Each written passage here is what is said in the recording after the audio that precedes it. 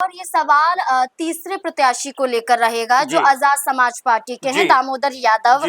बात करें तो 21,000 से ज्यादा भी वो यहाँ पर वोट हासिल करते हुए नजर आ रहे हैं कि ये मान लीजिए मुकाबला कांग्रेस और बीजेपी के बीच में है, लेकिन कड़ी टक्कर दामोदर यादव भी दे रहे हैं। क्या नहीं लगता कि अगर ये जो पार्टी है वो अगर कांग्रेस पार्टी के पक्ष में आ जाती या बीजेपी के पक्ष में आ जाती तो माहौल कुछ और नजर आता? दामोदर यादव को लेकर क्या कहना है जो देख रहे हैं? बिल्कुल। और दूसरी अहम बात ये भी है कि देखिए, आजाद अपने आप को बताना भी चाहते थे कि भाई देखिए, मुझे इतना हल्के में आप मत लीजिए, क्योंकि अगर आप इतना हल्के में लेंगे तो कहीं ना कहीं आपके ऊपर इन चीजों का नेगेटिव प्रभाव पड़ेगा। क्योंकि आप देखेंगे 20-21 हजार वोट आना अपने आप में ये बताता है कि जो दलित वोट बैंक था, जाटव वोट बैंक था, वो एक तरीके से आजाद के समर्थन में गया है। क्योंकि आप ये भी देखिए, आजाद का प्रभाव जिस तरह दलित समुदाय में बड़ा है, उसको लेकर अब आप ये नहीं कह सकते उनको हल्के में लिया जा सकता है। क्योंकि 20-21 हजार वोट लेकर आना ये बताता है कि अभी नहीं तो आने वाले समय के लिहाज से, यानी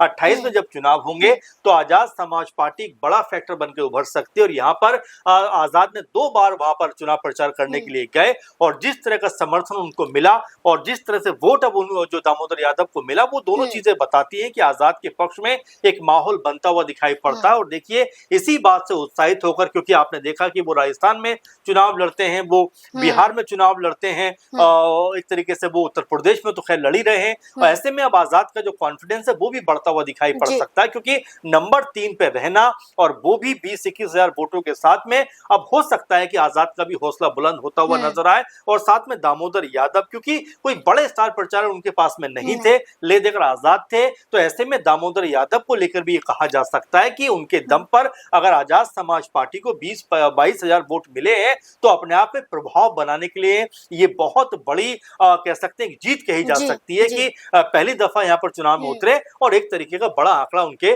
पक्ष में जाता हुआ दिखाई पड़ा। दूसरी बात आपने जो कही सवाल में ही कि क्या वो कांग्रेस पार्टी के साथ में मिलकर चुनाव नहीं लड़ सकते थे, क्या जो विपक्षी दल है वो एक साथ नहीं आ सकते? देखिए, इस बात को लेकर बारंबार बातें होती हैं। अभी हाल ही में कुछ समय पहले आजाद ने उत्तर प्रदेश में कहा था कि बीजेपी के साथ गठबंधन नहीं हो सकता, बाकी जो चाहे उनके साथ में गठबंधन कर सकते हैं। लेकिन अखिलेश यादव ने या कांग्रेस पार्टी ने या कोई भी दल ने उनको साथ लेकर चलना जरूरी नहीं समझा, इसीलिए उन्होंने दतिया पर अपना प्रत्याशी उतारा और ये बताया कि देखिए, अगर आप हल्के ढंग में हमें लेंगे तो भले ही हम जीत ना पाए, लेकिन हार और जीत में अंतर जरूर पैदा कर सकते हैं। कम नहीं समझा जा सकता दामोदर यादव को, क्योंकि उन्होंने भी कड़ा यहाँ पर जो टक्कर है वो